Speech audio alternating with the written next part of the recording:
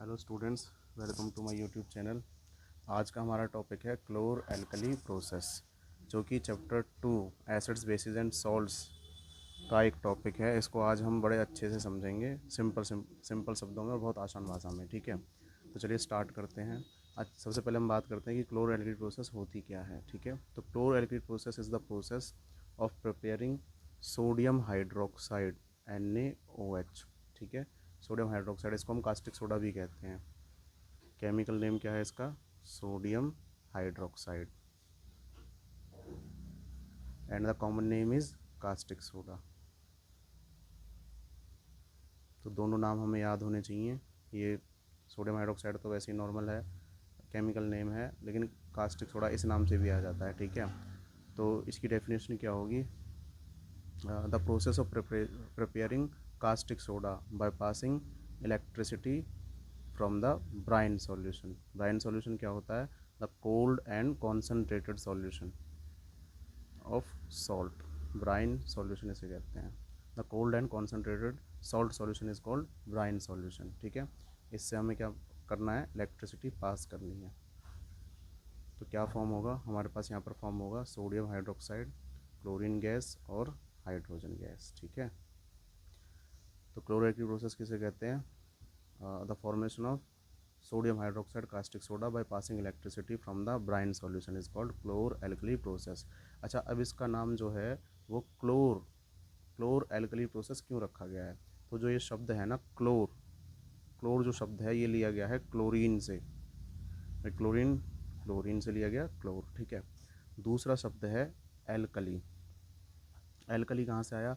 हमें पता है कि भाई एल्कली क्या होते हैं? वाटर सॉल्यूबल बेसिस को हम कहते हैं एल्कली, वाटर सॉल्यूबल बेसिस।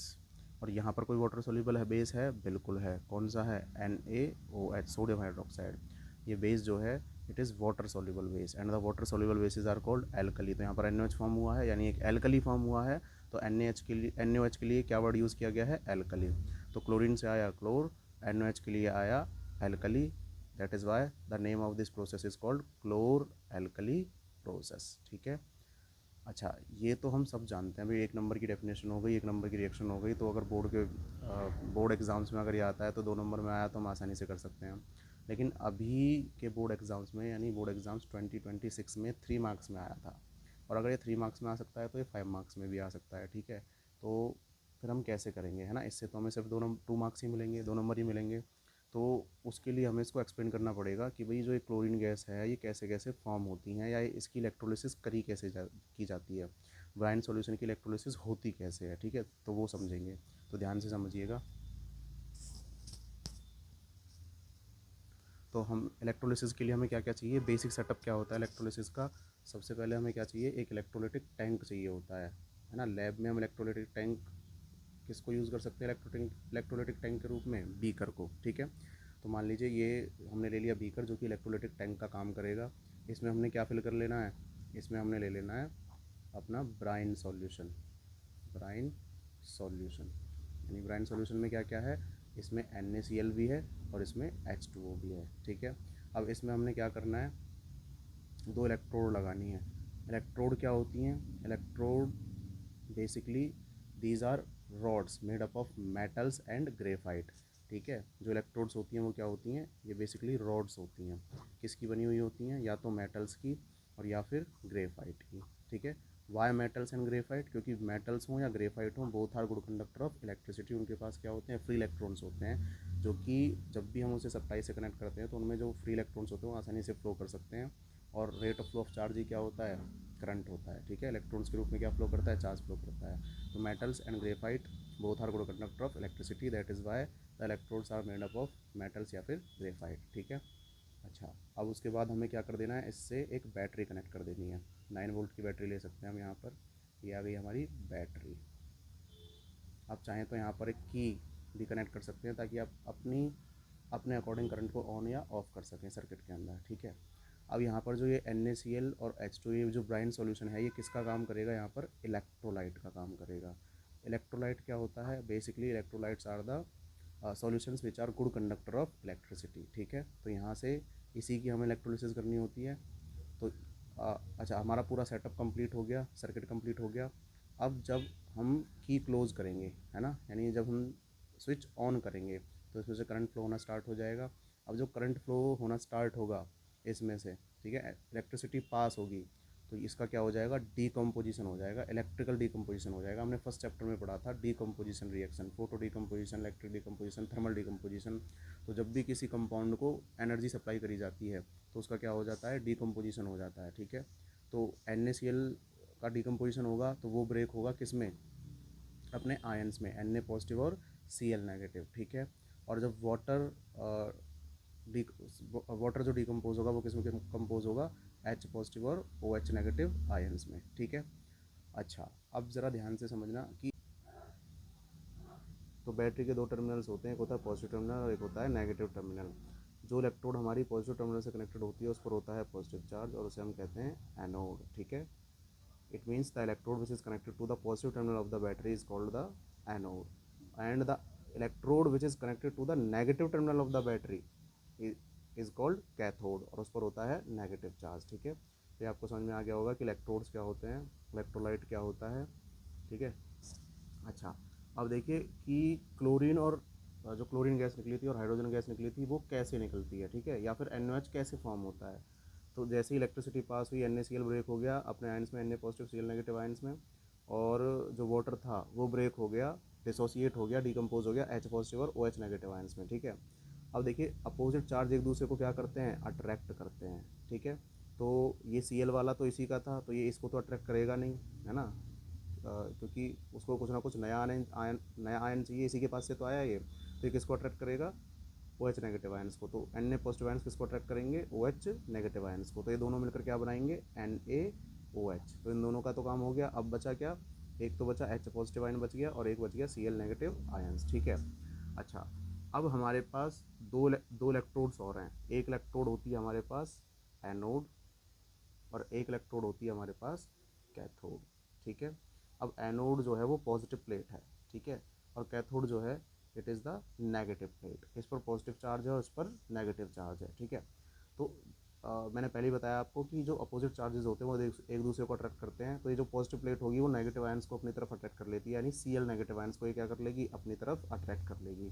तो Cl नेगेटिव आयंस किसके पास जाएंगे, एनोड के पास जाएंगे। और जो नेगेटिव प्लेट है कैथोड वो किसको अट्रैक्ट कर लेगी, H पॉजिटिव आयंस को अपनी तरफ अट्रैक्ट कर लेगी, ठीक है। तो ये H पॉजिटिव आयंस किसकी तरफ जाएंगे, कैथोड की तरफ जाएंगे। अब ध्यान से समझिएगा, देखिए एनोड पर पॉजिटिव चार्ज है। पॉजिटिव चार्ज का मतलब होता है deficiency of electron. Positive charge कब आता है, 9th क्लास में हमने पढ़ा था वैलेंसी के टाइम पर। पॉजिटिव चार्ज कब आता है, जो कोई भी एटम इलेक्ट्रॉन लूज करता है तो पॉजिटिव चार्ज आता है। कितना पॉजिटिव चार्ज आता है, जितना इलेक्ट्रॉन लूज करते हैं उतना ही पॉजिटिव चार्ज आता है, ठीक है। तो एनोड पर पॉजिटिव चार्ज का मतलब है यहाँ पर है डेफिशिएंसी ऑफ इलेक्ट्रॉन्स, इलेक्ट्रॉन्स की कमी है इसके पास।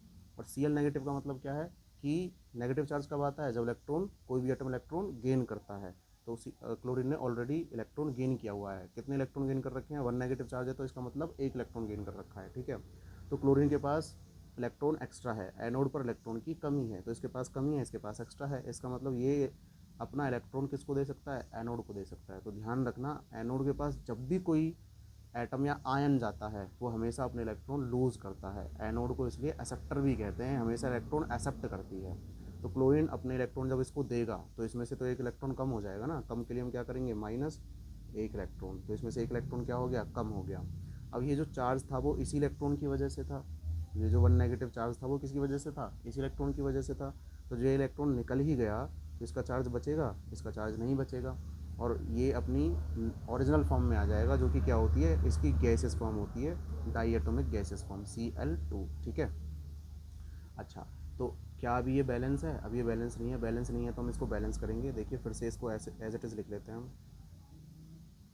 अब अगर इसको बैलेंस करेंगे दोनों तरफ क्या होना चाहिए, नंबर ऑफ़ एटम सेम होने चाहिए। तो यहाँ पर क्या है, 2 एटम्स हैं क्लोरीन के, यहाँ पर एटम कितने हैं, एक ही एटम है, तो क्या कर देंगे, 2 से मल्टीप्लाई कर देंगे। लेकिन 2 से मल्टीप्लाई होने का मतलब ये है कि चार्ज, जो ये चार्ज है ये भी मल्टीप्लाई हो गया, 2 नेगेटिव हो गया। अब अगर 2 नेगेटिव हो गया तो इलेक्ट्रॉन भी क्या करने पड़ेंगे, 2 से मल्टीप्लाई करने पड़ेंगे, है ना। Cl नेगेटिव एक एटम था तो एक इलेक्ट्रॉन लूज़ करेगा, 2 एटम हो गए तो 2 इलेक्ट्रॉन लूज़ करेंगे, है ना। तभी तो Cl2 का मतलब क्या है, Cl सिंगल बॉन्ड Cl, है ना, 2 एटम है इसके अंदर, तभी तो मॉलिक्यूल बनेगा क्लोरीन का, ठीक है। तो आपको समझ में आ गया होगा कि वो Cl नेगेटिव से Cl2 कैसे आया आफ्टर बैलेंसिंग, ठीक है। अच्छा, अब हम बात करते हैं कि भाई तो जो क्लोरीन गैस है वो कहाँ पर निकली, एनोड पर। इस तरीके से एनोड पर क्लोरीन गैस निकलती है। अब हम बात करते हैं हाइड्रोजन गैस, कैथोड पर हाइड्रोजन गैस किस तरीके से निकलती है।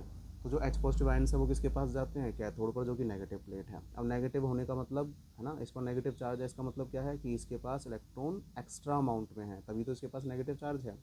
और वो इलेक्ट्रॉन कहाँ से आ रहे हैं, वो इलेक्ट्रॉन्स आ रहे हैं negative terminal of the battery से, क्योंकि कैथोड क्या होती है, the electrode which is connected to the negative terminal of the battery. तो इलेक्ट्रॉन्स इसके पास नेगेटिव टर्मिनल से आते हैं, बैटरी के जो नेगेटिव टर्मिनल होता है, ठीक है। तो इसका मतलब इस पर इलेक्ट्रॉन एक्स्ट्रा अमाउंट में है।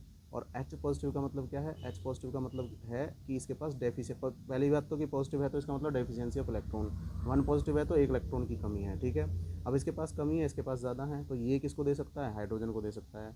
तो ऑलवेज रिमेंबर कि कैथोड पर जो भी एटम या जो भी आयन जाता है वो हमेशा इलेक्ट्रॉन गेन करेगा, ठीक है। और कैथोड हमेशा इलेक्ट्रॉन क्या करती है, डोनेट करती है, तो कैथोड को हम क्या कहते हैं, हम डोनर कहते हैं, ठीक है। अच्छा, तो हाइड्रोजन को जब इलेक्ट्रॉन मिलेगा तो इसका मतलब वो इसमें ऐड होगा, ऐड का मतलब प्लस। अब इसमें एक इलेक्ट्रॉन ऐड होगा, ये हमने कर दिया, एक इलेक्ट्रॉन ऐड, इसमें प्लस हो गया, ठीक है। तो अब इसका जो पॉजिटिव चार्ज था वो किसकी वजह से था, एक इलेक्ट्रॉन कम था इसके पास, लेकिन वो इलेक्ट्रॉन जब इसमें ऐड हो गया तो इसका जो पॉजिटिव चार्ज है वो क्या हो जाएगा, न्यूट्रल हो जाएगा, और ये वापस से हाइड्रोजन जो H पॉजिटिव है वो अपनी ओरिजिनल फॉर्म में आ जाएगा, जो कि इसकी डायटोमिक गैसेस फॉर्म होती है, और बन जाएगा H2, ठीक है। तो इस तरीके से हाइड्रोजन गैस कहाँ पर लिबरेट होती है, कैथोड पर। अब इसे हम बैलेंस कर लेते हैं, फिर से लिख लेते हैं, H पॉजिटिव प्लस में 1 इलेक्ट्रॉन गिव्स H2 गैस, ठीक है। अब यहाँ पर कितने हैं, 2 हाइड्रोजन एटम है, तो यहाँ पर भी क्या होना चाहिए, 2 हाइड्रोजन एटम होने चाहिए, लेकिन 2 लगाते ही क्या हो गया, हाइड्रोजन एटम तो डबल हुए, साथ में चार्ज भी क्या हो गया, डबल हो गया। अच्छा, अब चार्ज डबल हो गया तो इलेक्ट्रॉन भी क्या होने चाहिए, डबल होने चाहिए, 2 होने चाहिए, क्योंकि एक H पॉजिटिव आयन एक इलेक्ट्रॉन गेन करता है, तो 2 H पॉजिटिव आयन कितने इलेक्ट्रॉन करेंगे, 2 इलेक्ट्रॉन गेन करेंगे, तो क्या बनाएंगे, H2, है ना, 2 ही एटम होंगे, H2 का मतलब क्या है, H सिंगल बॉन्ड H। तो इस तरीके से हाइड्रोजन लिबरेट होती है कैथोड पर, और क्लोरीन गैस लिबरेट होती है एनोड पर। तो ये था क्लोर एल्कली प्रोसेस। आई होप कि आपको बहुत अच्छे से समझ में आया होगा। अब बोर्ड में चाहे वो 3 नंबर में पूछे, चाहे वो 5 नंबर में पूछे, अगर वो 2 नंबर में पूछता है तो आप सिंपली रिएक्शन लिख के और डेफिनेशन लिख के उसकी रिएक्शन लिख सकते हैं। 3 नंबर में पूछता है तो आप थोड़ा सा इलेक्ट्रोलिसिस के बारे में बता सकते हैं, और अगर 5 नंबर में पूछ ले तो आप एनोड और कैथोड की रिएक्शंस भी एक्सप्लेन कर सकते हैं। तो आपको 5 नंबर लेने से कोई नहीं रोक सकता। आई होप आपको वीडियो बहुत अच्छे से समझ में आई होगी। अगर आपको वीडियो अच्छी लगी तो वीडियो को लाइक करें, चैनल को सब्सक्राइब करें। मिलते हैं आपसे नेक्स्ट वीडियो में। जय हिंद, जय भारत।